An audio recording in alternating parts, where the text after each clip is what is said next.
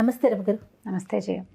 రమగారు, ఈరోజు ఏదైనా భక్తుల కథలు చెప్పుకుందామండి. ఎవరి గురించి చెప్పబోతున్నారు? ఏకనాథుడు గురించి చెప్తాను జయ. ఈ ఏకనాథ రామాయణం అనేది ఒక రామాయణం ఉంది. మనకి రామాయణాలు చాలా ఉన్నాయి కదా. అవును. అంటే శ్రీమద్ రామాయణం వాల్మీకి విరచిత శ్రీమద్ రామాయణం ఒకటి. మనం అది ఆది కావ్యం కదా. వాల్మీకి మహర్షి ఆది కవి, అదే మొదటిది. అవును. ఇప్పుడు ఆ రామాయణాన్ని అనుసరించి అలాగే రకరకాల భాషల్లో రాయబడ్డాయి రామాయణాలు. మనం తులసీదాస్ రాశారు రామచరిత మానస్ అనుకుంటాం. తర్వాత తెలుగులో రంగనాథ రామాయణం అని, అవన్నీ చాలా రామాయణాలు వచ్చినాయి. మొల్ల రామాయణం, తర్వాత ఏమో రామాయణ చెంపు అని, అంటే దీన్ని సంస్కృతంలో చెంపు కావ్యంగా భోజ మహారాజు రాశాడని, ఇలా చాలా ఉన్నాయి మనకి. అయితే ఏకనాథ రామాయణం మరాఠీలో చాలా పెద్ద గ్రంథం. మనకి శ్రీమద్ రామాయణం సంస్కృతంలో ఉంది. దాన్ని తెలుగులోకి మన వాళ్ళు చాలామంది రాశారు. అట్లాగే ఎవరి భాషలోకి వాళ్ళు అనువదించిన కావ్యాలు చాలా ఉన్నాయి. ఏకనాథ రామాయణం మరాఠా భాషలో చాలా అత్యద్భుతమైన గ్రంథంగా వాళ్ళు చాలా, అంటే ఇప్పుడు మనం వాల్మీకి రామాయణాన్ని ఎట్లా మనం భగవత్ కోసం అంటే అక్కడ అటు పెట్టుకుంటాం కదా, పూజా మందిరంలో పెట్టుకుంటాం. అవును.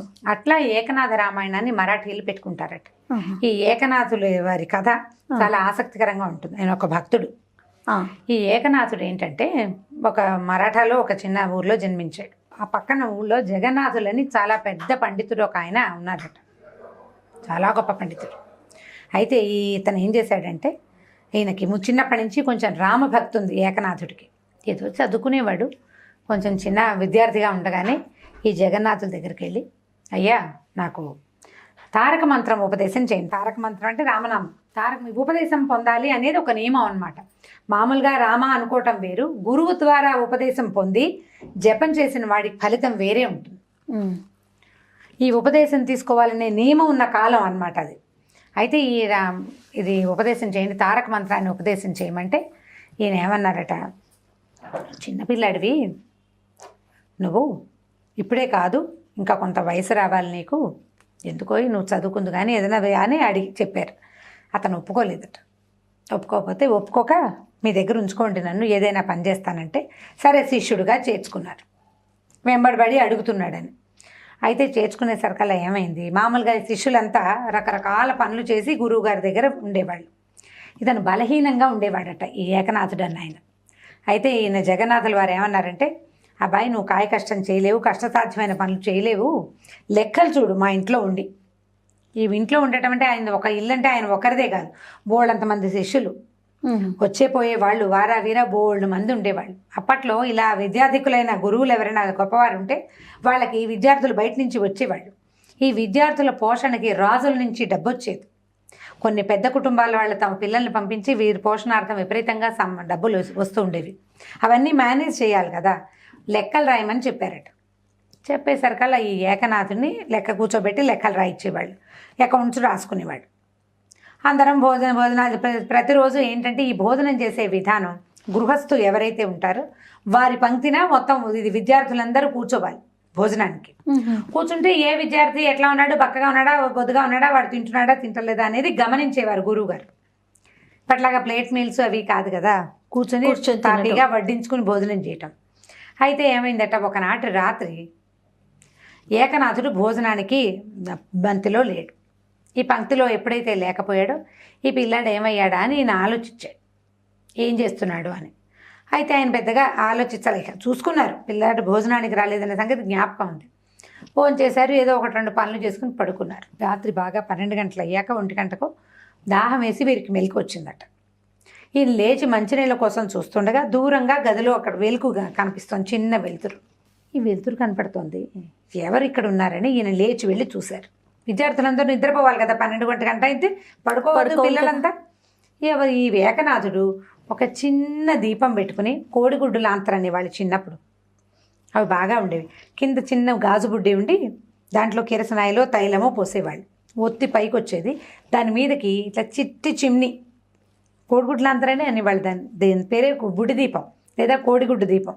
అసలు ఏనాడు చూసుండరు. ఈసారి అది ఎక్కడైనా తెచ్చి సుమన్లో ఒకసారి ప్రదర్శనకు పెడతాను. కోడిగుడ్డు దీపం ఇంతే ఉంటుంది, బుజ్జి చిన్న డబ్బా కిందది, పైనేమో ఇది పెట్టడానికి చిమ్నీ పెట్టడానికి ఒకటి. అయితే ఆ చిన్న వెలుతురు ఎంత ఉంటుంది, చిన్నది ఎంత వెలుగు వస్తుంది, మనం ఒక ప్రమిద వెలుగు ఎంత వెలుగు. ఈ దీపం అటు ఇటు కదిలిపోకుండా ఉండటానికి పైన ఈ చిమ్నీ పెడతామన్నమాట. చిమ్నీ అంటే కవరేజ్, గ్లాసా? గ్లాస్ తోటి ఓకే. లోపల వెలుగు బయటికి కనపడుతుంటుంది. దీపానికి గాలి సోకకుండా ఉంటుంది. ఎక్కువ గాలి వస్తే కదిలిపోతుంది కదా, కదలకుండా ఉండడానికి. ఇప్పుడు లాంతరు, చిమ్నీ ఒకటి, కోడిగుడ్డ దీపం ఒకటి, లస్టర్లు అనేవి ఉండేవి పెద్ద పెద్దవి. మీరందరూ వీటి మీద బాగా పరిశ్రమ చేసి కనుక్కోవాలి ఏమిటో ఆ వస్తువులు. కొంతమందికి తెలుసు, మీ ఏజ్ వాళ్ళకి తెలీదు, మా ఏజ్ వాళ్ళకి ఖచ్చితంగా తెలుస్తుంది. కొంచెం పల్లెటూరు వాళ్ళకి కూడా ఇవి తెలియడానికి అవకాశం ఉంది. ఈ దీపం పెట్టుకుని చూస్తూ ఉంటే ఈయన అడిగాడు, ఏమిటయ్యా 12 గంటల వేళ, 1 గంట కూడా అయిపోతుంది, ఈ టైంలో ఏం చూస్తున్నావు నువ్వు అనేసరికల్లా, గురుగారు మధ్యాహ్నపు లెక్కలన్నీ రాశానండి, సాయంకాలపు లెక్కలు రాసినప్పుడు ఒక కాని తేడా వచ్చిందండి. ఈ కాని ఎక్కడ తేడా వచ్చిందో తెలియలేదండి. మధ్యాహ్నం నుంచి ఆలోచిస్తున్నాను. మధ్యాహ్నపు లెక్క రాసినప్పుడే నాకు తేడా వచ్చింది. సాయంత్రపు లెక్కల్లో సర్దుకుంటుంది అనుకున్నా, సాయంకాలపు లెక్కల్లో కూడా సర్దుకోలేదండి. నా దగ్గర ఉన్న డబ్బులు, నేను ఖర్చు పెట్టిన డబ్బుల్లో ఒక కాని తేడా వచ్చింది. ఇప్పుడే గుర్తొచ్చిందండి ఆలోచిస్తుంటే, అది రాయడానికి వచ్చాను అన్నాడు. భోజనం కూడా చేయలేదా నాయన అన్నాడు. భోజనం ఎలా వస్తుంది గురుగారు, భోజనం ఎలా చేయగలుగుతాం, ఆలోచన ఉంటే. కానీ లెక్క తేలకపోతే నేను చేయవలసిన పని అది. నేను చేయాల్సిన పని లెక్కలు చేయటం, అకౌంట్స్ రాయటం. ఒక కాని తేడా వస్తే అన్నం ఎలా సహిస్తుంది? అది ఎక్కడ పోయిందో తేల్చుకుని రాసుకున్నాక కదా భోజనం. మధ్యాహ్నం వాళ్ళు ఎవరో వచ్చినప్పుడు వాళ్ళు ఒక కాని అడిగి తీసుకెళ్లారండి. ఇప్పుడే బాగా పడుకుని ఆలోచిస్తుంటే జ్ఞాపకం వచ్చింది. అంటే అందరూ 8 కాకుండా నిద్రపోతే అప్పటి నుంచి ఈ పిల్లాడు అన్నం కూడా తినలేదు, అలాగే ఆలోచిస్తూనే ఉన్నాడు. ఉండేసరికల్లా ఆయనకి ఎంతో మహా సంతోషం వచ్చిందట జగన్నాథులకి. ఒక చిన్న దీపపు వెలుగులో ఇంత చిన్న పిల్లాడు ఇట్లా ఆ దీపం కేసే దాని దగ్గరే కూర్చుని ఈ లెక్క రాసుకుంటున్నాడంటే, వీడు ఒక్క వస్తువు కోసం ఇంత వెంటబడే లక్షణం ఉంటే, తారక మంత్రం ఇస్తే వీడికి పరమాద్భుతంగా ఉంటుందని అనుకుని, నాయన రేపొద్దున మన వాకిట్లో ఒక్కొక్క ముష్టివాడు వస్తాడు, అతని వెంట 4 కుక్కలు ఉంటాయి. 4 కుక్కలున్న ముష్టివాడు వస్తే నువ్వు మరోలా భావించకు, అతడు దత్తాత్రేయుడు. ఈయన దత్తాత్రేయుల భక్తుడు అనమాట ఈ జగన్నాథులు. దత్తులు నీకు స్వయంగా తారక మంత్రోపదేశం చేస్తారు. నువ్వు అతన్ని సేవించు. రేపొద్దున వచ్చిన భిక్షకుణ్ణి, బిచ్చగాడు వస్తాడు, ఆయనకి 4 కుక్కలు ఉన్నాయని గుర్తుపట్టు. 4 వేదాలు ఆయన వెనకాల ఇలా శునకాల్లాగా మనకు కనపడతాయి. మానవ నేత్రానికి అంటే నేకెడ్ ఐకి కనపడే లక్షణం ఏంటంటే ఆయన వెనకాల 4 కుక్కలు ఉన్నట్టు. దత్తాత్రేయుడే స్వయంగా మన వాకిట్లో భిక్షకు వస్తాడు, వారిని సేవించు, నీకు తారక మంత్రోపదేశం చేస్తాడు అని చెప్తే ఈ అబ్బాయి ఒప్పుకోలేదు. నేను మిమ్మల్ని గురువుగా భావించాను, దత్తుడైనా నాకు అక్కర్లేదు, మీ దగ్గరే నాకు తారక మంత్రోపదేశం కావాలి. నేను గురువుగా మిమ్మల్ని సేవించాను కాబట్టి నాకు భగవంతుడు కూడా వద్దు, గురువే కావాలి నాకు. దత్తుడంటే సాక్షాత్ భగవంతుడు, బ్రహ్మ విష్ణు మహేశ్వర్ల సాక్షాత్ స్వరూపం, త్రిమూర్తి అవతారుడు దత్తుడు. వద్దన్నాడు ఆయన. వద్దు, నాకు నువ్వే చేయాలి, తమరే చేయాలి, ఇది గురువు తప్పిస్తే ఇంకొకటి వద్దని పూర్తి త్రికరణ శుద్ధిగా గురువుకే అంకితమైపోయాడు ఏకనాథుడు. ఇది చూసిన, ఈ ప్రజ్ఞ చూసిన జగన్నాథులు మరునాడు ఉదయం ఆయన దత్తులతో ఏమంటారు మన ఏకాంతంగా సంభాషించేవాట. ప్రతిరోజు ఆయన ప్రభువు మాట్లాడుకునేవారు. ఎవరి? జగన్నాథుల వారితోటి స్వయంగా జగన్నాథులు. అంత భక్తి అనమాట ఆయనకి దత్తుడితో. అయితే ఈ మాట్లాడినప్పుడు, ప్రభు నేను ఇట్లా మీ దగ్గర ఇది తీసుకోమన్నాను, వాడు ఒప్పుకోలేదు, అతని దీక్షకి ఏం చెప్పాలో తెలియట్లేదు అంటే ఆయన నవ్వాడట దత్తాత్రేయుల వారు. నువ్వే అతడి గురువి, గురువే ముఖ్యం కాబట్టి అతనికి తారక మంత్రోపదేశం చేసి రామాయణం రాయించు అతని చేత అని దత్తుల ఆనతితోటే జగన్నాథులు ఇతనికి ఏకనాథుడికి తారక మంత్రాన్ని ఉపదేశం చేశారు. ఉపదేశం చేసి, నాయన ఇంటికి వెళ్ళిపోయి రామాయణం రాయి మరాఠా భాషలో అని పంపించేశాడు. ఈ ఏకనాథుడు ఇంటికి వచ్చేసాడు. తదేక దీక్షగా రామాయణం రాసేవాట. ఆయన రాస్తూ సీతతో పాటు దశరథుడితో పాటు ఏడ్చేవాట. కైకతోటిగా ఆయన కోపం వచ్చేదిట. అక్కడి నుంచి సీతాదేవి రాముడు వెళ్ళిపోతుంటే ఏడుపుట, అలా ఏడుస్తూ దాంట్లో రామాయణంలోని ప్రతి సన్నివేశంతో మమేకమైపోతూ అపరిమితమైన భక్తితోటి రామాయణాన్ని రాసుకుంటున్నాడు. ఈ ఊళ్ళో జనాలందరికీ ఒక మంటగా ఉండేదిట. సాధారణంగా ఇట్లా భక్తులుగా ఉన్న వాళ్ళని చూస్తే మిగిలిన వాళ్ళకి భరించలేని తన ఉంటుంది. ఏమిటి వీడి ధోరణి, ఎప్పుడా పుస్తకాలు పుచ్చు కూర్చుంటాడు, వీడి రకంగా ఏంటని ఏం చేసేవాళ్ళట, బయట నుంచి రాళ్ళు విసిరేవారట ఇతన్ని డిస్టర్బ్ చేయడానికి. ఎవరేం చేసినా చలనం లేదు, రాసుకుంటూ ఉండేవాడు. అయితే ఒకనాటి రాత్రి ఏమైందట, కొంతమంది ఆకతాయిలు ఆ ఊళ్ళో వాళ్ళు వాకిట్లో చేరారు. పిలిచినా పలకడు. మీకు అయోమయంగా ఉన్నవాడిని చూస్తే మిగిలిన వాళ్ళకి ఒక హేళనగా, ఒక సరదాగా ఏడిపించాలనిపిస్తుంది. ఇతను అయోమయం కాదు, భగవంతుని యందు లయమైన దృష్టి కలిగిన వాడు. వీళ్ళకి తెలియదు, వీళ్ళకి పామరులకు అర్థం కాదు కదా భక్తుల మనోభావాలు. భక్తి లేని వాడికి అర్థం కాదు. అవును. అయితే వీళ్ళు ఏం చేశారు, ఒక 10-15 మంది చేరి బయట నుంచి రాళ్ళు విసిరారు. తలుపులు తన్ని కొట్టడం, గట్టిగా గుద్దితే తలుపు ఎలా శబ్దం వస్తుంది, దమ్ ధన్నుమంటుంది. ఆ ధన్నుమన్నా లేదు, అన్నుమన్నా లేదు, కదలటం లేదు. ఆయన రాసేసుకుంటాడు గంటలతోటి. ఇంతలో ఏమైందట, ఈ తలుపులు తోసారి ఇతను రావటం లేదు. ఛీ అని విసిగి వెళ్ళిపోబోతుంటే పెద్ద శబ్దంతో అటువైపు నుంచి, అంటే ప్రహరీ గోడ లోపల ఉన్నాడు ఆయన, ప్రహరీ గోడ బయటికి ఢామని పెద్ద మోతతోటి ఏకనాథుడు వచ్చి పడ్డాడు. పెద్ద మోత అయింది, పడ్డాడు. వీళ్ళందరిలో ఇదేమిటో ఇలా పడ్డావు, నేను పడ్డమేమిటి, నేనేం పడలేదు, ఇదిగో రాసుకుంటున్నాను, చేతిలో తాటాకుంది, గంట ఉంది. ఆ రెండిటితో సహా పడ్డాడు ఇటు వచ్చి. పడేసరికి అదేమిటి నువ్వు అక్కడి నుంచి ఇక్కడ, నేను ఇక్కడ ఎందుకున్నాను అని చూసుకుంటున్నాడు. నువ్వు ఎగురొచ్చావు, మేము చూసామంటారు వీళ్ళు. నేను ఎగరటం ఏమిటి, ఆంజనేయుడు పర్వతం మీద నుంచి ఎగిరాడు, సముద్ర లంఘనం చేశాడు.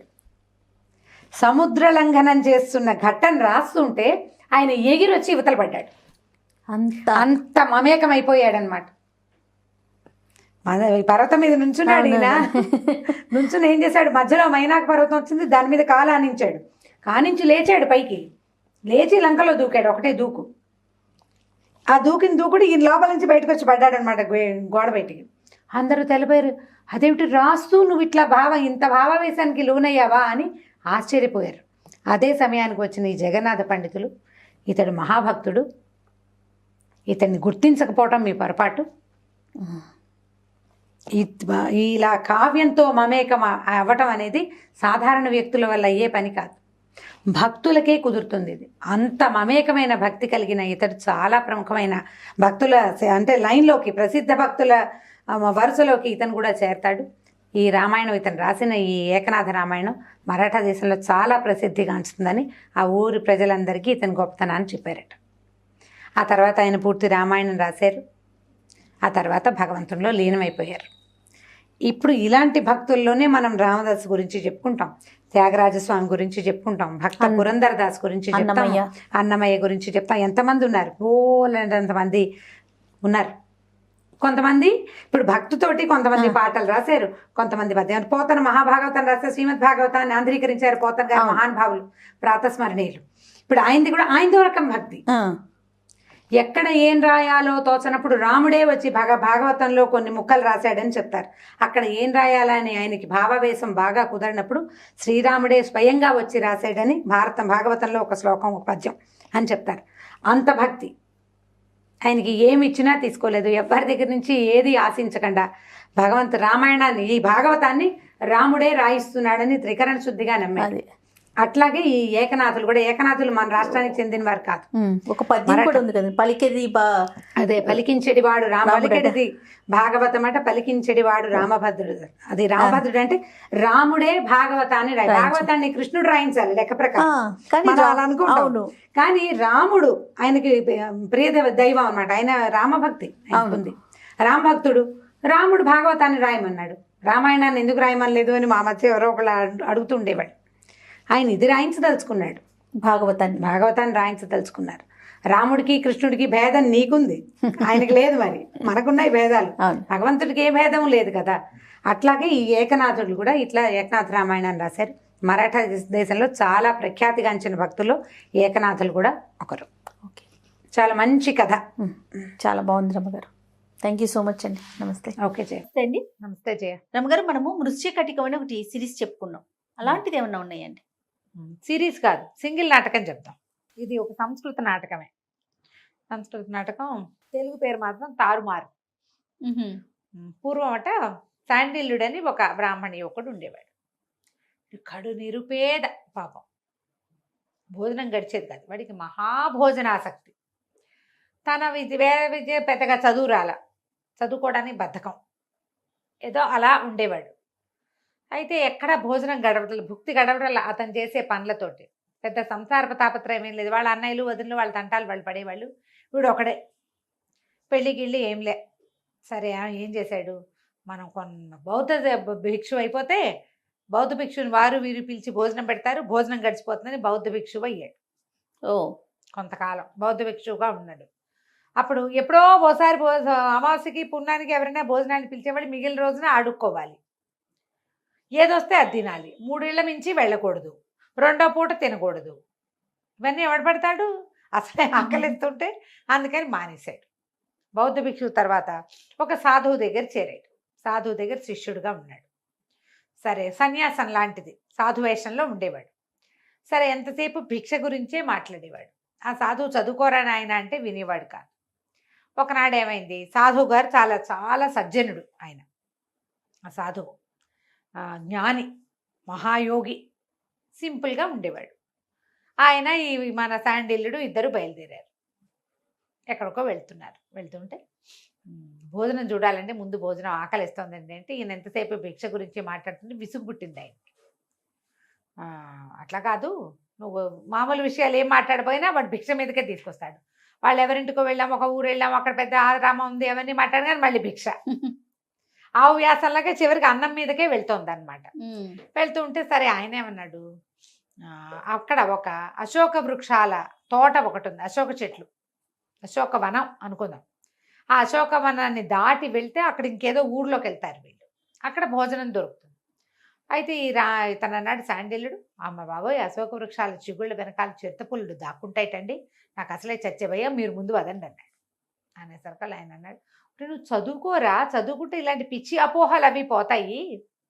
అశోక చెట్టు ఆ పైన ఉంటుంది, దాని చిగుళ్ళ వెనకాల ఆకాశంలో చిరుతపులు దాక్కోవటం ఏమిటి, కిందకి గుంపుగా ఉందనుకో, పొదల వెనకాల దాక్కుంటాయి, వృక్షాల వెనకాల చిరుతపుళ్ళు ఎట్ట దాక్కుంటాయి, అదే కదా, పులి ఎట్ట దాక్కుంటుంది పైన, వాటి వెనకాల దాక్కోదు, ఎక్కితే చెట్టు ఎక్కుతుంది. పైగా ఇది మామూలు వనము, అడవి కాదు, వీటిలోకి ఎందుకు వస్తాయి, చదువుకుంటే కదా జ్ఞానం వచ్చేది. సరే, ఇంతలో ఏమైంది, ఇట్లా మాట్లాడుకుంటూ వెళ్తున్నారు. ఈ అశోకవనంలో ఒక ఆవిడ వచ్చి కూర్చుంది. ఆవిడ పేరు వసంతసేన. ఈ వసంతసేన ఆ ఊళ్ళో ఉన్న ఒక గణిక కూతురు. ఈ అమ్మాయి ఒక పరభృతిక అని ఒకటి, తర్వాత మధురిక అని ఇద్దరు స్నేహితురాళ్ళతోటి కలిసి ఈ అశోకవనానికి వచ్చింది. ఈవిడికి రామిలకుడు అని ఒక ఫ్రెండ్ ఉన్నాడు. లోపలికి వచ్చాక ఏం చేసి, పేర్లు బాగున్నాయి, ఈ మధురికని, నువ్వు పోయి అది తీసుకురా, నువ్వు రామిలకుడిని పిలుచుకురా, మేమిద్దరం లోపల ఉంటాము అని చెప్పింది. అశోకవనం లోపలికి నడిచి వెళ్తూ ఒక చెట్టు కింద కూర్చుని ఆహాహా అని చక్కగా పాట పాడుతుంటే ఆ పాట ఇవి ముందు నడుస్తున్నారుగా సాధువు గారు శాండిల్యుడు, వీళ్ళిద్దరికీ వినపడేసరికి ఆ పాట ఎంజాయ్ చేయడం మొదలుపెట్టాడు అతను. ఎంత బాగుంది పాట, ఈ పాట పాడే అమ్మాయి ఎంత బాగుంటుందో, ఇవి ఆలోచించుకుంటున్నారు. ఆలోచిస్తుంటే ఏమైంది, ముందుకెళ్ళి గురువుగారు ఈ పాట వినండి, ఎంతో బాగుందంటే, ఏముంది ఆ పాటలో, సంసారం వదిలిపెట్టుకున్నాం, మనకి ఇట్టవన్నీ ఉండకూడదన్నాడు. ఈ లోపల ఈ అమ్మాయి పాట సంగీతం అని సంగీతం వినపడుతున్న వైపుకి దారి తీసాడు శాండిల్యుడు. దారి తీస్తే ఆ పిల్ల ఎంత అందంగా ఉందో, ఇద్దరు కబుర్లు చెప్పుకుంటున్నారు అమ్మాయిలు ఇద్దరు, హీరోయిన్ వాళ్ళు చెలికెత్తాను. వీడికి ఏమర్థమైంది, ఈ పిల్ల వేశ్య గారి కుమార్తెని, ధనం ఉన్న వాళ్ళకి ఈమె దగ్గర యాక్సెస్ ఉంటుందని. అయ్యో, ఇప్పటిదాకా వాడికి ఆకలిస్తుంది, తిండి మీద ఉందా, సౌందర్యవతిని చూసేసరికల్లా అమ్మాయి మీదకి పోయింది మనం. చూడండి, అయ్యో నా దగ్గర డబ్బులు లేవే, ఉంటే ఈ అమ్మాయి దగ్గరికి వెళ్ళగలిగేవాడిని నేను, ఇట్లా రకరకాల ఊహాపోహాలు చేస్తున్నాడు. ఇంతలో ఏమైంది, ఏవో పువ్వులు కనపడ్డాయి. ఆ పువ్వులు కోద్దామనుకున్నారు అమ్మాయిలు ఇద్దరు. ఈ పిల్ల ఎగిరి కోయబోతోంది. ఇంతలో ఏమైందట, ఈ వసంతసేనకి జీవితకాలం అయిపోయింది. ఒక యమభట్టుడు ఒకడు వచ్చి అక్కడ చెట్టు పక్కన నిలబడి ఉన్నాడు. అయ్యో, ఈ పిల్ల ఆయుష్ తీరంగానే తీసుకుపోవటానికి, ఆయుష్ తీరటానికి అమ్మాయి ఏదో ఒకటి చెయ్యాలి క్రియ. పువ్వులు కోయటం కోసం ఒక చెట్టు పక్కన నిలబడి కోస్తుంటే చెట్టు పక్కగా ఒక చిట్టి పుట్టదు. ఈ యమభట్టుడు ఇమీడియట్గా సర్పంగా మారి ఆ పుట్ట మీదకి కాలేసి ఎగరబోతున్న అమ్మాయిని కాటేశాడు. కాటేయంగానే అమ్మాయి కేకలు పెట్టి పడిపోయింది. పాము కరిచింది, చూశారు, ఇది ఇంకా చచ్చిపోలే, పడిపోయింది కేకలు పెడుతూ. పడిపోయేసరికి ఈ పరభృతికి అయ్యో ఏమైందమ్మా అంది. చూస్తే పాము కాటు కనపడుతోంది. అక్కడి నుంచి ఆ పిల్ల ఏడవటం మొదలుపెట్టి, అయ్యో వీడు కంగారు పడిపోయాడు, అయ్యో పాము గరిచిందండి, అమ్మాయి చచ్చిపోయేలాగా ఉందండి అంటే, గురువుగారు అన్నాడు, ఏముందిరా, కాలం తీరిపోయింది, కర్మలు నశించినాయి అనమాట ఈ జన్మలో, అందుకని పోయిందంటే వీడికి ఒళ్ళు మండిపోయింది. గురుగారు ఎంత దుర్మార్గుడు, పిల్ల చూస్తే ముట్టుకుంటే మాసిపోయేలాగా ఉంది, అంత చక్కగా సంగీతం పాడింది, అది చచ్చిపోతుంటే కర్మంటాడా, అయ్యో అనద్దు. అదే కదా. పరిగెత్తుకుంటూ అక్కడికి వెళ్ళేసరికల్లా దగ్గరికి వెళ్తే ఈ అమ్మాయి వస్తే మా అమ్మకి నా నమస్కారాలు చెప్పు, రామిలకుడికి చెప్పు, నేను వాడు నా పంచప్రాణాలు వాడేనని అని కాస్త ప్రాణం వదిలేసింది. చచ్చిపోయేసరికి దగ్గరికి వెళ్ళేసరికి అప్పటిదాకా పాడుతూ చేతులు చాపుతూ మహాసౌందర్యవతిగా కనబడ్డ అమ్మాయి అట్లా నిశ్చేష్టగా చచ్చి పడుండేసరికల్లా ఈ శాండిల్డ్ ఓ అని పెద్ద పెట్టును ఏడ్చి కూర్చున్నాడు దాని దగ్గర. దుఃఖం వస్తుంది చూడు ఎవరైనా చనిపోయేసరికి.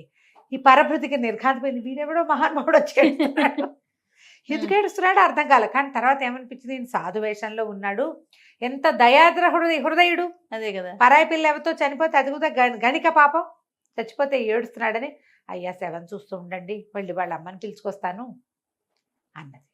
అనేసరికల్లా వీడు దాని దగ్గర కూర్చుని అమ్మాయిని తన దగ్గరికి శవాన్ని దగ్గర తీసుకుని ఏడవటం మొదలుపెట్టాడు. అయ్యో పిల్ల బతికుండగా ముట్టుకోలేకపోయానే, చచ్చిపోయింది దాన్ని ముట్టుకోవాల్సి వచ్చింది, నా జీవితం ఎంత ఇదైపోయిందని వాడు తెగ ఏడ్చేస్తున్నాడు ఆ అమ్మాయి కోసం. గురువుగారు కూడా ఆశ్చర్యపోయారు.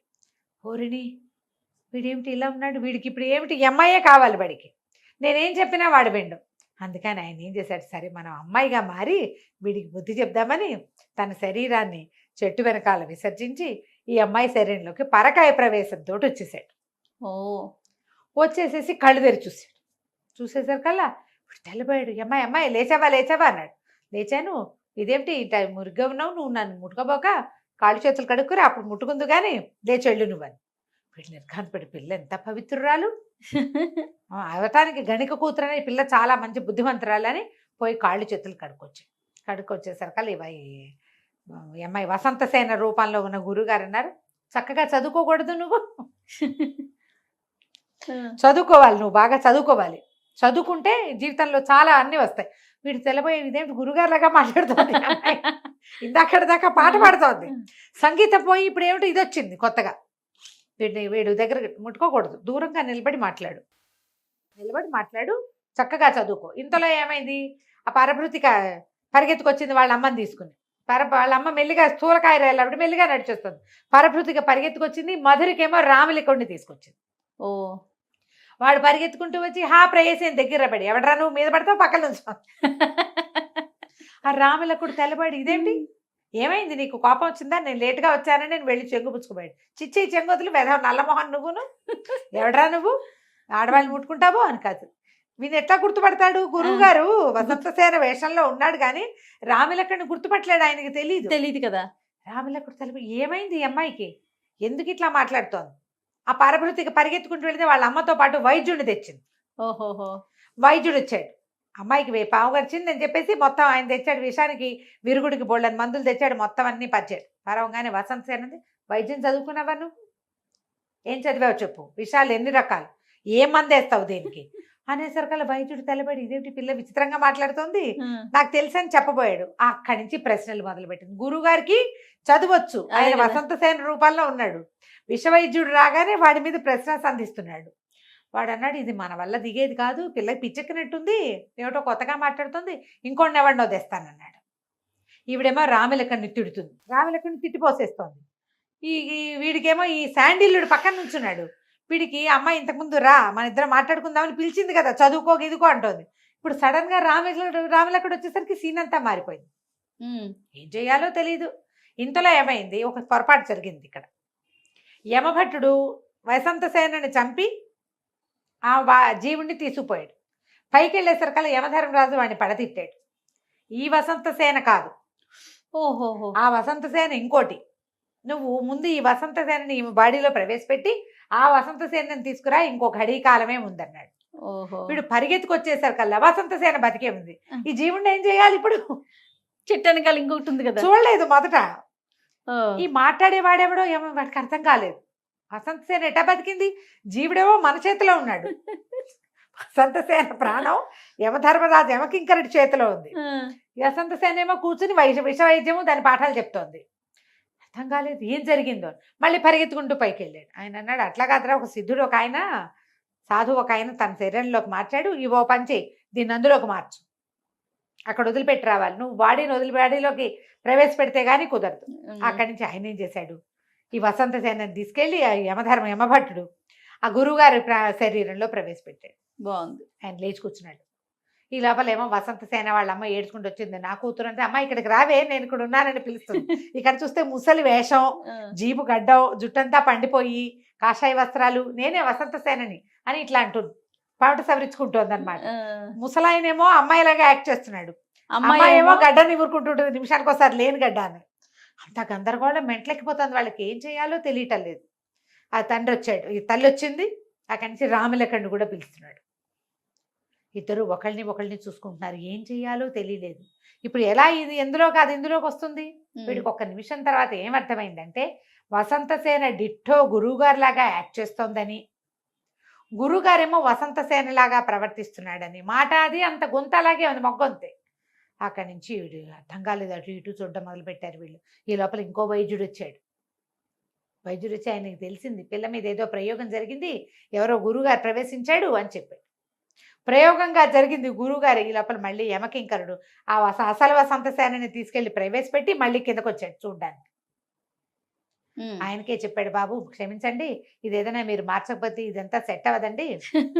మన ఈ లోపల నన్ను పైకి రానివ్వరు, నరక ద్వారం ప్రవేశము ద్వారం మూసేశారు, నాకు సరిగ్గా బాడీలోకి ప్రవేశపెట్టాలి. వాడు ఎందుకు పరిగెత్తుకొచ్చాడు? వసంతసేన శరీరాన్ని కాల్చేస్తారేమో అని పరిగెత్తుకొచ్చాడు. కాల్చకుండా ఇంకొక ఆయన ఎక్కిపోయాడు అందులోకి. మొత్తానికి ఏం చేశారు, ఆయన బతిమలాడితే గురువుగారు వసంతసేన శరీరంలోకి వసంతసేనని పంపించి తన శరీరంలోకి తను వచ్చాడు. వసంతసేన రాములకుడు వాళ్ళిద్దరు పరభృతికని మధురికని వాళ్ళ అమ్మని వెంబడి పెట్టుకుని వాళ్ళ ఇంటికి వెళ్ళారు. శాండిల్యుడేమో భోజనం పెట్టిస్తారండి ఇవాళకైనా, ఈ రోజంతా ఈ కథతోటే ముగిసిపోయిందని గురువుగారితో కలిసి బయలుదేరిపోయాడు. ఒక్క గంటలో ఎంత కథ తారుమారైపోయింది. నాటకం ఎంత బాగుంటుందో. ఈ పడిపోయిన వసంతసేన టైమని లేచి కూర్చోటం, గురువు గారి లాగా యాక్ట్ చేయటం, వచ్చిన వాడిని జనాయించేయటం కామెడీగా ఉంటుంది, ఎక్సలెంట్ గా ఉంటుంది. నాటకం సంస్కృతం పేరైతే నాకు గుర్తు రావట్లేదు, దాని పేరు పట్టుకుని మళ్ళీ పెడదాం. కామెంట్స్ జనాలు అడుగుతారు కదా సంస్కృత నాటకం ఏంటండి అని, చూద్దాం. పల్లవ మహేంద్ర వర్మ నాటకం అని గుర్తుంది పేరు, తెలుగు పేరు. దీని సంస్కృత నాటకం కూడా నాకు తెలుసు, ఆ పేరు జ్ఞాపకం రావట్లేదు. కథకంచికి మనం ఇంటికి. నమస్తే రమగారు. నమస్తే రమగారు. నమస్తే జయ. రమగారు, మనము రకరకాల భక్తుల కథలు చెప్పుకుంటాం కదా, అట్లా ఏదన్నా ఒక భక్తుడి కథ, భక్తురాలి కథ చెప్పుకుందాం. ఓకే. భక్తురాలు. పూర్వం మనకి పాండురంగ స్వామి కథలు కొన్ని భలే వింతగా విచిత్రంగా అనిపిస్తాయి. అవునవును. ఆయన పుండరీకుడు కోసం వచ్చి వాకిట్లో నిలబడి ఎండలో నుంచున్నాయి, కాళ్ళు కాలుతున్నాయి అని చెప్పినా కూడా పుండరీకుడు బయటికి రాలేదని, ఓ ఇటుకేసి దాని మీద నుంచో, కాళ్ళు కాలకుండా ఉంటే పంచలో నుంచోమన్నాడని చెప్పుకుంటాం. భక్తుల కోసం తనే తరలి వచ్చిన వాడు పాండురంగడు. తను వచ్చాడు వాళ్ళ వాకిట్లోకి. మామూలుగా మనం అన్ని దేవాలయాలు ఎలా చూస్తాం చేయ, ఎక్కడెక్కడెక్కడో ఉంటాయి, స్వామి ఎన్నో పరీక్షలకి గురి చేసి కానీ భక్తులకు కనపడ్డు. ఇక్కడ అట్లా కాదు, దేవుడిని నుంచోబెట్టేశాడు ఆయన. పుండరీకుడు బయట నుంచోమన్నాడు పాండురంగడిని, వాకిట్లో నుంచో, మా నాన్న సేవ అయ్యాకే వస్తాను నీ దగ్గరికి అని. నేను కృష్ణుడిని పిలిచినా రాలా, ఆయనే వెయిట్ చేశాడు. పరమ ప్రీతిగా ఉంటట పాండురంగడికి, చాలా తొందరగా సులభ సాధ్యుడు.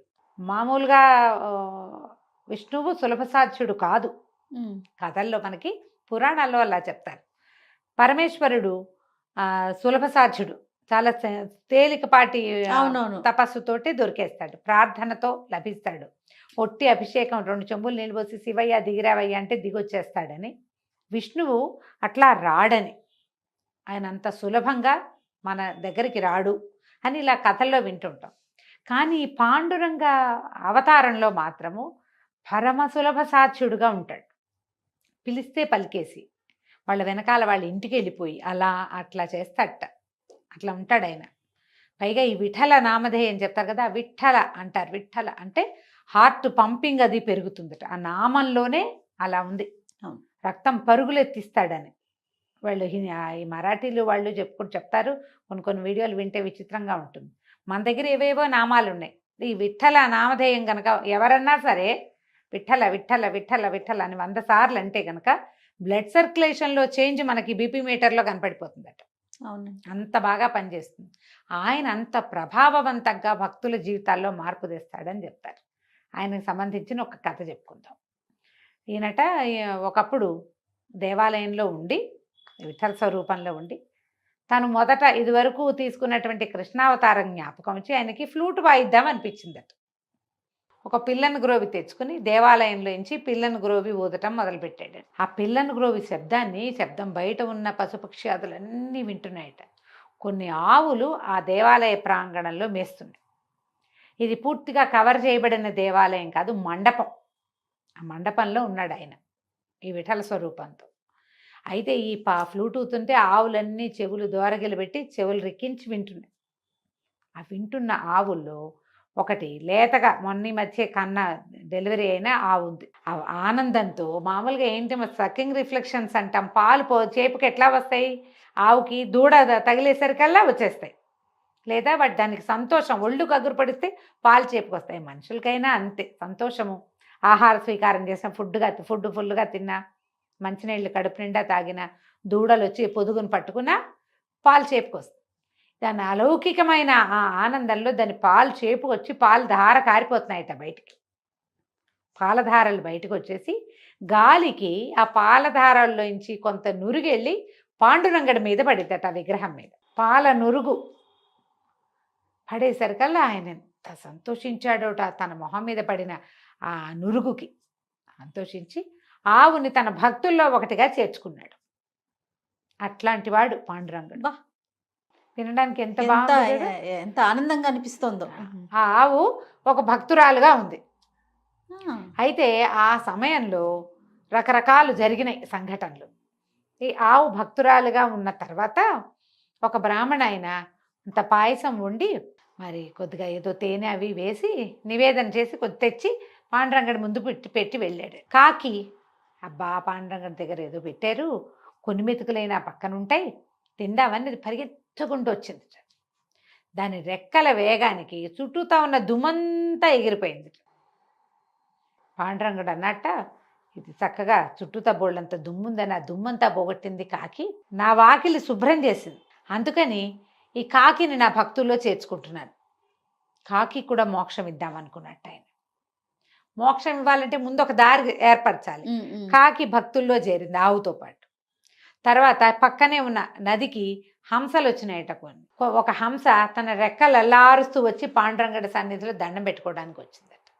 ఆ రెక్కల మీద నుంచి వచ్చిన నీరు చక్క కళ్ళాపి చల్లినట్టుగా శుభ్రంగా పడిందట వాకిలంతా. హంసను కూడా చేర్చుకున్నాడు. హంస చేరింది. తర్వాత ఒక చిలకట ఎవరింట్లోనో పెంపుడు చిలకగా ఉంది. పెంపుడు చిలక వాళ్ళ ఇంటి వాళ్ళ అమ్మాయి ఒక ముత్యాల హారం వేసుకుంటుందట. ఆ చిలక ఇంట్లో అంతా తిరుగుతుంది, పంజరంలోనూ ఉంటుంది. ఒకనాడు ఏం చేసిందట, ఆ అమ్మాయి వేసుకునే ముత్యాల హారాన్ని ముక్కుతో పట్టుకొచ్చి ఈయన సన్నిధిలో వాలిందట. అప్పుడే కాకి శుభ్రం చేసింది, హంస నీళ్లు జల్లింది. ఆ నీళ్లు జల్లిన చోట నిలబడిన ఈ చిలక ఏం చేసిందంటే దానికి ఏం తోచిందో ఆ దండని కాలుతో పట్టి టక్కు టక్కు టక్కు పొడిచి ఆ దండని తెంపేసింది. ముత్యాల దండ తెగిపోయేసరికల్లా ముత్యాలన్నీ విసిరినట్టుగా పడ్డాయిట. అవి ఎట్టబడ్డాయి, వాకిట్లో ముగ్గేసినట్టు పడ్డాయి. చిలక ముగ్గులు పెట్టిందిగా, చిలకను కూడా భక్తుల్లో చేర్చుకున్నాడట పాండురంగడు. తర్వాత ఏమైంది, ఒక ఎలిక పరిగెత్తుకుంటూ అటువైపు వచ్చింది. ఆ ఎలికని ఒక పాము వెంబడించిందట. వెంబడిస్తే ఆ ఎలిక ఏం చేసింది, అటు పరిగెత్తి ఇటు పరిగెత్తి పాండురంగడి మందిరంలోకి ప్రవేశించింది. ఈ పాము కూడా లోపలికి చరచరా పరిగెత్తుకొచ్చేసింది. లోపలికి వచ్చాక దానికి తెలిసింది అది పాండురంగ సన్నిధి అని.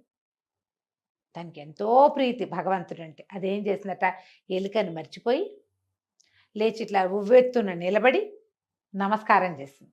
ఆ సర్పానికి ముఖం మీద ఒక మణి ఉందట. ఆ కొంచెం కనుచీకటిగా ఉన్న పాండురంగ మందిరంలో ఎప్పుడైతే సర్పం ఇట్లా ఇలా లేచిందో తళుక్కుమందట. అది ఆ మణి దీపం పెట్టినట్టుగా కనపడుతోంది దూరం నుంచి. తన దగ్గర దీపం పెట్టిన లాంటి సేవ చేసినందుకు సర్పాన్ని కూడా తన భక్తుల్లో చేర్చుకున్నాడు పాండురంగడు. బాగుంది. పాము పోయింది. తర్వాత ఏమైందట, వీళ్ళు పువ్వులు గివ్వులు తెచ్చిపెట్టేవాళ్ళు. ఒక తుమ్మిదల గుంపు వచ్చింది, మన ఏమంటారు తేనెటీగల గుంపు. మామూలుగా తేనెటీగలు ఎక్కడైనా పట్టు పెడితే చుట్టుపక్కల ఎక్కడెక్కడ ఏ పువ్వు ఉన్నా సరే, అవి పిచ్చి పువ్వు మంచి పువ్వు వాటికి ఏముండదు, అన్నిటి మీద పడి తిరుగుతూ ఉంటాయి. ఈ ఆలయ సన్నిధిలో కొన్ని పువ్వులు కనపడితే ఆ పువ్వులో ఏదైనా తేనుందేమోనని ఆ తేనెటీగ ఒకటి లోపలికి వచ్చింది. లోపలికి వస్తే స్వామివారికి పాదతీర్థం, పాదాలు కడిగిన నీళ్లు చోట పెడితే కొన్ని నీళ్ళు ఆ పువ్వుల మీద పడ్డాయి. ఇది తేనెతో పాటు ఆ పాదతీర్థాన్ని కూడా సేవించింది. ఆ తేనెటీగ తన పాదతీర్థం సేవించినందుకు తేనెటీగను కూడా భక్తుల్లో చేర్చుకున్నాడట. ఇలా పశుపక్ష్యాదులు ప్రతి వాటిని తన భక్తుల్లో చేర్చుకుంటాడు పాండురంగడు. అయితే మొట్టమొదటి చేర్చుకున్నాడు కదా ఆవుని. ఆ ఆవు మరణానంతరం ఒక బ్రాహ్మణ కులంలో ఒక బ్రాహ్మణ ఇంట్లో ఆడపిల్లగా పుట్టిందట. స్వామివారి భక్తికి ప్రతీకగా అక్కడ పుట్టింది. అదే అంటే ఆమెకు లభించిన ప్రతిఫలం అన్నమాట. జంతువుగా కాకుండా ఆ చక్కటి మానవ జన్మ, తర్వాత పూజా పునస్కారం చేసుకోగలిగే వాళ్ళ ఇంట్లో. ఆ పిల్ల పేరు సుశీల అని పెట్టారు. ఈ సుశీల భలే బుద్ధిమంతురాలు, చక్కగా ఉండేది. తండ్రి ఎంతో మంచివాడు. అయితే ఈ అమ్మాయికి ఒక సారంగుడని ఒక ఆయనతో వివాహమైంది. ఈయన పరమ క్రూరుడు, అతి పిసినారి. తను తినేవాడు కాదు, పెళ్ళాన్ని తినిచ్చేవాడు కాదు, పూజ కూడా సరిగ్గా చేసుకొని ఇచ్చేవాడు కాదు, ఎవరికి ఏమీ పెట్టనిచ్చేవాడు కాదు. వాళ్ళ ఇంటికి చుట్టాలే వచ్చేవాళ్ళు కాదు. ఎవరైనా వస్తే మాకు మైలు వచ్చింది, పురుడు వచ్చిందని చెప్పేసేవాడు. ఒక గుప్పెడు అన్నం పెట్టనిచ్చేవాడు కాదు. ఈ అమ్మాయికి, ఈ సుశీలకి దానం చేసుకోవాలని కోరిక. ఎవరైనా ఇంటికి వస్తే ఏదైనా వాటి పెట్టాలి, ఏదో తినిపించాలి వాళ్ళకి. మంచినీళ్ళు తప్పిస్తే మరొకటి ఏమైనా ఇచ్చేవాడు కాదు. మజ్జిగ లేదు ప్రసక్తి, మంచినీళ్ళు అంతే. ఎప్పుడూ అలాగే ఉండేది. ఎవరు వచ్చినా ఇంతే. ఏ దేవాలయానికో పాల ఇద్దామంటే ఒప్పుకునేవాడు కాదు, ఒక కొబ్బరికాయ కొడదామంటే ఒప్పుకునేవాడు కాదు. ఏదైనా తిండి పదార్థాలు చేసినా చాలా పొదుపుగా, తనకింత పెళ్ళానికింత. ఎన్నాళ్ళకి సంతానం లేదు. ఈ పీనాస్థానంతో పిల్లలు కలగలేదని చెప్పుకునేవాళ్ళు. అయితే ఏమైందట, ఒకనాడు ఈయన ఏదో ఊరు వెళ్ళాల్సి వచ్చింది. భార్యతోటి ముందు రోజు ప్రయాణానికి వీలుగా కొంచెం మినపసున్ని, మురుకులు, కచ్చగొడీలు, చెక్కిలాలు ఏవో చేయించుకున్నాడు. ప్రయాణానికి మూట కట్టుకుని, వచ్చాక తింటాను, నువ్వు ఇవన్నీ తింటే నీకు జబ్బు చేస్తున్నాను, అవన్నీ మూట కట్టి అటక మీద పెట్టుకున్నాడు. భార్యని ఇంట్లో ఉండమన్నాడు. నేను ఊరు వెళ్ళిపోతానని చెప్పి తను సర్ది పెట్టుకున్న సామాన్లు పుచ్చుకొని ఊరిపోయాడు. ఈవిడ వంట చేసుకుంటోంది. 3 రోజులుగా 2 రోజులుగానే వండింది. ఏం పెద్ద భర్త కూడా లేడు. రోజు ఆయనకి పెట్టి తింటాం అలవాటు. ఒక్కతే కంచం పెట్టుకుని తినబుద్ధి లేదు. ఓ ముద్ద అంత తిని ఏముంది లేని దాన్ని తీసేసి సద్దన్నానికి ఒక కుండ పెట్టుకుంటారు కదా తర్వాణిది, అందులో పడేస్తుంది. ఆ కుండ సగానికి ఉంది, ముప్పాతిక్కో. సరే ఏమైంది, విష్ణుమూర్తి రోజు దండం పెట్టుకునేది. ఒక్క ముద్ద అన్నం పెట్టించు ఎవరికైనా నా చేత. ఇంత పాపిష్టి పుట్టకు పుట్టానేమిటి నేను? మా నాన్న ఇంట్లో ఉండగా చెయ్యి విడవకుండా చేసుకునేదాన్ని కదా సమారాధనలు. ఇక్కడికి వచ్చాక ఈ పెళ్ళయింది, ఇక అప్పటి నుంచి ఇదే నా బతుకుగా ఉంది. ఎవరికీ ఓ గుప్పెడు అన్నం పెట్టనివ్వడే. భర్త నింద చేయకూడదు. అతను పెట్టనివ్వడని అనకుండా నాకు పెట్టుకునే అవకాశం ఇవ్వో ఇవ్వో ఇవ్వో అని రోజు దండం పెట్టేది. నేనేం చేశాడట పాండురంగడు, చిన్న ఒక పొట్టి వామనావతారంలో ఉన్న ఒక బ్రాహ్మణ అబ్బాయిగా వచ్చాడు వాకిట్లో. తలుపు కొట్టాడు. అమ్మ ఆకలిస్తుంది, అన్నం పెడతావు అన్నాడు. అనగానే భయం వేసింది. భర్త ఒప్పుకోడుగా. కాకపోతే ఒక నిమిషం అయ్యాక తట్టింది. ఆయన ఊళ్ళో లేడు. నాయన అలాగే రా, లోపలికి రా, నువ్వు అనగా ఎంత తింటావు, ఇంత పిల్లాడివి, 10 నిమిషాలుండు, ఇప్పుడే బియ్యం ఉడకేసి పెడతాను. బహుశలు నేను ఆగలేను, చచ్చిపోతున్నాడు ఆకలితోటి. ఏది సిద్ధంగా ఉంటే అది పెట్టమంటాడు. సిద్ధంగా ఏముంటాయి, ఏమీ లేవు. సద్దెన ఉంది తప్ప ఇంకేమీ లేదు నాయన, అదెట్లా పెడతావు, నువ్వు బ్రాహ్మడివి, నీకు పనికిరాదు, బ్రహ్మచారివి, నేను వండుతానంటే. కుర్రాడు అన్నాడు, అబ్బెబ్బెబ్బే అలా వద్దు, ఆ కుండలో ఏముంటే అది నాకు పెట్టు, నీకు వచ్చే పాపం ఏం లేదు, నేనే అడిగా కాబట్టి. నాకు పాపం అంటావా, నేను సాయంకాలం సంధి వార్చుకునేటప్పుడు దాన్ని పోగొట్టుకునే మంత్రం చెప్పుకుంటా. పట్టుకురా పట్టుకురా అన్నం అన్నాడు. సరే ఓ పేటేసి కూర్చోబెట్టింది, ఓ విస్తరేసింది, ఆ కుండ తీసుకొచ్చి పెట్టింది. తీసుకొచ్చి పెట్టబోతుంటే ఉండనే కుండలు అక్కుని బోర్లు ఇచ్చుకున్నాడు. అంత అన్నం తినేసాడు. ఒక మూలకి రాలేదు. ఇంకేమన్నా పెట్టవా అన్నాడు. తెల్లపోయింది ఈవిడ అంతా తినేసాడు. మీరు చూస్తే ఇంతేమున్నాడు. సరే ఏం చేసింది, పొద్దున్నే అన్నం వండుకుని పెట్టుకుంది తన కోసం. ఆ అన్నం గిన్నె పట్టుకొచ్చింది, తిన్నాడు. తినేసాడు. ఇంకా తే అంటాడు. బాగా ఆలోచించింది, ఏమున్నాయి ఏమిటి ఇన్ని తినేస్తున్నాడు, ఇంకా ఆకలి తీరలేదంటాడు. పిల్లాడు చూస్తే ఇంతే ఉన్నాడు. సరే ఏం చేసింది, అటక మీదకి ఒక బల్ల వేసుకుని ఎక్కి, భర్త దాచిపెట్టుకున్నాడుగా, రేపొద్దున ఆ వస్తువులు లేకపోతే చితకొట్టేస్తాడు తన్ని. అవన్నీ ఎందుకు తిన్నామంటాడు, ఎవరికి పెట్టామంటాడు, ఎవరికి పెట్టాము ఏదో అంటాడు. అదే ఎటాగో దెబ్బలు పడతాయి. సరే కానీలే, అయితే అయింది. ఈ పిల్లాడు ఎవరు, వీడి ఆకలన్నా తీరుద్దామని అవి కూడా పెట్టి ఒక 1/2 డజన్ మినపసున్నుండలు, ఇన్ని చెక్కిలాలు, చేగొడులు, హాంఫట్టు మొత్తం తినేసాడు. ఇంకా నాకు ఆకలిస్తుంది. అర్థం కాలేదు, ఏమిటిది ఈ మాయ, ఇంత తింటారా ఎవరైనా, నేను 3 రోజులుగా తినకుండా అన్నం కుండలో పడేస్తే అదంతా తినేశాడు అయ్యి. ఈ పూట నాకు నేను 10-30 ఏళ్ళ దాన్ని నేను వండుకున్నాను, 14 ఏళ్ళ పిల్లాడు తినేశాడు. 2 మినపసున్ను ఉండలు తింటే 2 గంటలు ఆకలి వేయకూడదు లెక్క ప్రకారం. అరడదన ఉండలు తినేసి ఇన్ని చెక్కిలాలు చేయగోడీలు కూడా తినేసి ఇంకా తేతే అంటే నేను ఎక్కడి నుంచి తెద్దును. సరే ఏమనుకుంది, ఇది ఏదో భగవన్మాయ, ఏదో జరుగుతోంది. వంట ఇంట్లోకి వెళ్ళింది.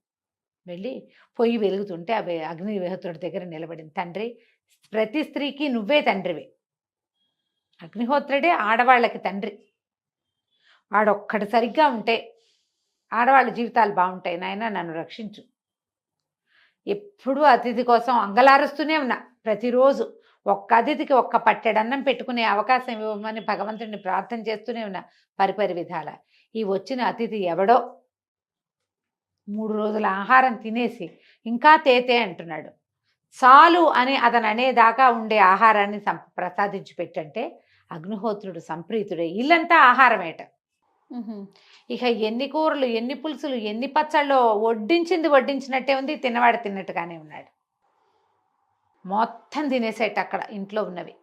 ఈవిడ మళ్ళీ ప్రార్థించాల్సిన సమయం వచ్చేదాకా, నాయన సంప్రీతుడు అయ్యావా, ఇంకేమైనా తెమ్మంటావా అంటే ఆయన బ్రేవని తీయించేట కుర్రాడు. తీయించి సంప్రీతుడిని అయ్యాను, నీ ప్రార్థన వల్లే, నువ్వు ఎన్నాళ్ళుగానో నువ్వు పెట్టుకోదలుచుకున్న ఆహారం అంతా ఇవాళ తినేసాడు మొత్తం అని చెప్పి నిజ రూపంతో పాండురంగడుగా అమ్మాయికి దర్శనమిచ్చాడు. ఆడవలవల ఏడ్చింది, నా కోసం ఇంత శ్రమపడ్డావా తండ్రి, పొట్ట ఎంత నొచ్చానో, ఇన్ని పదార్థాలు తిన్నావు, ఇన్ని తింటే జబ్బు చేయదు అని చెప్పి నా కోరిక తీర్చడం కోసం నాకు ఇంత చేసావు, నాకు మోక్షం ప్రసాదించమని పాదాలు పట్టుకున్నాను. ఆయన అన్నట్టు, అప్పుడే నీకేం మోక్షం, నీకు ఇప్పుడు మోక్షం లేదు, మనవల్ని ఎత్తి మునిమనవల్ని ఎత్తి అప్పుడు మోక్షం వస్తుంది, అప్పటిదాకా జీవించాలి నువ్వు అన్నాడు. అనేసరికి, అయ్యా నాకు సంతానమే లేదు, నాకు మనవలు మునిమనవలు ఎలా వస్తారు నాయన అంటే, నీ సంతానం లేకపోవటం ఏమిటి, నీతో పాటు 5గురు ఉన్నారు, వాళ్ళు 5గురు నీకు కొడుకులుగా పుడతారు, నువ్వు మనవల్ని ఎత్తుతావు, మునిమనవల్ని ఎత్తుతావు, ఈ సంసారం గంపెడయ్యేదాకా చూసి ఆ తర్వాత నీకు మోక్షం వస్తుంది అని చెప్పాడు. ఈ ఆవుతో పాటుగా పాండురంగడి సేవకి పాత్రత కలిగినటువంటి కాకి, హంస, పాము, తర్వాత ఎలుక లేదు, పాము, తేనెటీగ, చిలుక. ఎలుక పారిపోయింది, అదే కాకి, హంస, చిలుక, పాము, తేనెటీగ 5గురు ఈవిడికి కొడుకులుగా పుట్టారు. ఓహో, 5గురు కుమారులను కానీ తర్వాత ఎంతకాలమో పిల్లలతోటి సంతోషంగా ఉండి కుమారులకి వివాహాలు అయ్యి వాళ్ళకి పిల్లలు పుట్టి ఆ పిల్లలకు కూడా పిల్లలు పుట్టాక ప్రశాంతంగా విష్ణునామస్మరణ చేసుకుంటూ ఈ సుశీల అన్న ఆవిడకి కైవల్యం లభించింది. అయితే ఈవిడ భర్త దుర్మార్గుడు, కటికవాడు. భగవంతుడు అతని మనస్సు మార్చేశాడట, అతని బుద్ధిని భగవంతుడు మార్చేశాడు. పిల్లికి బిచ్చం పెట్టని అతను ఇంటికి వచ్చాక దాన ధర్మాలు చేశాడు, దేవాలయాలు కట్టించాడు, ఎన్నో చోట్ల సత్సంగాలు ఏర్పాటు చేశాడు, తర్వాత పండరిపుర యాత్రలు అరేంజ్ చేసేవాడు, జనం అంతా వెళ్తుంటే వాళ్ళకి ఏర్పాట్లు చేసేవాడు. అలా ఎన్నో దైవ కార్యాలు చేస్తూ భార్యాభర్త ఇద్దరు సంతానాన్ని కానీ వాళ్ళ మనవల్ని మునిమనవలు అయ్యేదాకా జీవించి ఉండి ఈవిడ ముందు ఈవిడ తర్వాత భర్త ఇద్దరూ కైవల్యాన్ని పొందారు. కథ కంచికి మనం ఇంటికి. ఎంత బాగుందో రమ్మగారు. నమస్తే అండి. నమస్తే చే.